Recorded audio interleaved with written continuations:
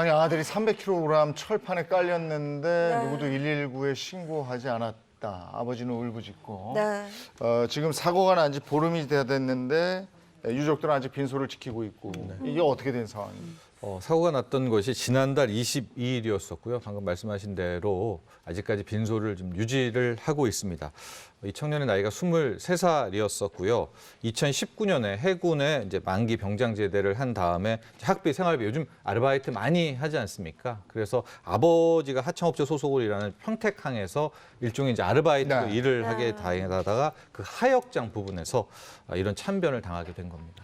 지금 그 둘째 누나라고 본인을 밝힌 네티즌도 이제 국민청원에 함께 좀 참여해달라라고 하는 장문의 글을 동료의 글로 이제 올리고 있는데요. 기본적으로 얘기는 뭐냐면 이 동생이 어떤 동생이었는가에 관한 거였습니다. 하나, 가족에게 부담을 지어주지 않기 위해서 정말 착하고 성실했던 아이다. 그리고 이런데 이렇게 갑자기 떠날 줄은 꿈에도 상상 못했다 하면서 진상규명에 관련된 요청을 하고 있는 거죠. 네, 저 국민청원에 방금도 보셨겠습니다만 정말 많은 분들이 서명에 동참을 하고 네. 있는 상황이에요. 안타까운 청년의 죽음. 네. 근데 300kg이나 되는 철판. 왜 어떻게 된 거예요? 이게 이제 하역장이니까요. 컨테이너들이 굉장히 많이 있지 않습니까? 하고 컨테이너 이렇게 날개가 있는데 이제 그 부분에서 이 안타까운 일이 발생을 하게 된 겁니다. 지금 보면은 작업할 당시에 이제 반대편의 기사가 이제 지게차를 이용해서 저 컨테이너 날개를 이제 닫으려고 접기를 시도하고 있었는데 바로 이 청년이 거기에 있었었고요. 근데 이제 이물질 같은 것들이 많이 끼니까 그걸 이제 제거하려고 이물질 제거 작업을 하고 있는데 소위 말하는 다른 한켠에서는 그걸 모른 채 저 닫기 시도를 하다가 네. 진동 때문에 저 날개가 팡 옆으로 이제 무너지게 된 것이고요. 그것이 너무나 안타깝게도 저기 하역장에서 이물질 제거하고 있는 저 청년을 덮치게 된 겁니다. 네, 그러니까 사람을 향해서 300kg의 철판이 이렇게 쓰러져 덮친 네. 거잖아요. 그러면 상식적으로 바로 119에 신고를 해야죠. 네.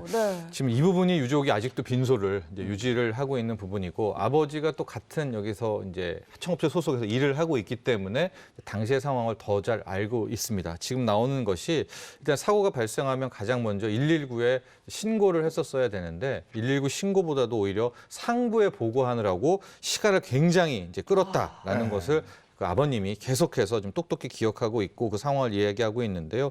그러니까 누군가는 어쨌든 뭐 119에 신고를 해야 되는데 계속해서 윗선 보고 때문에 신고를 안 하게 되는 저 부분에 대해서 지금 강력 항의를 하고 있는 것이고요.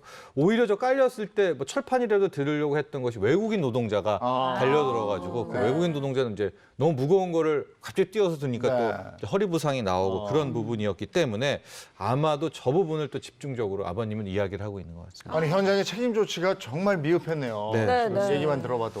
근데 저런 사건들이 이게 한두 번이 아니거든요. 네. 우리 과거에도 많이 나왔는데 꼭 저런 사건이 터지면 우선 현장을 수습하고 신고하고 빨리 구출하고 이래야 되는데 네. 그렇게 상부 윗선 보고 아니 사람부터 구하고 봐야지. 그렇죠. 저게 뭐 당연하죠. 산재 이런 것 때문에 네. 몰라 그런 것을 고치자 하더라도 이번에도 또 안타까운 그런 네. 일이 좀 있어서는 안 될 일들이 네. 네.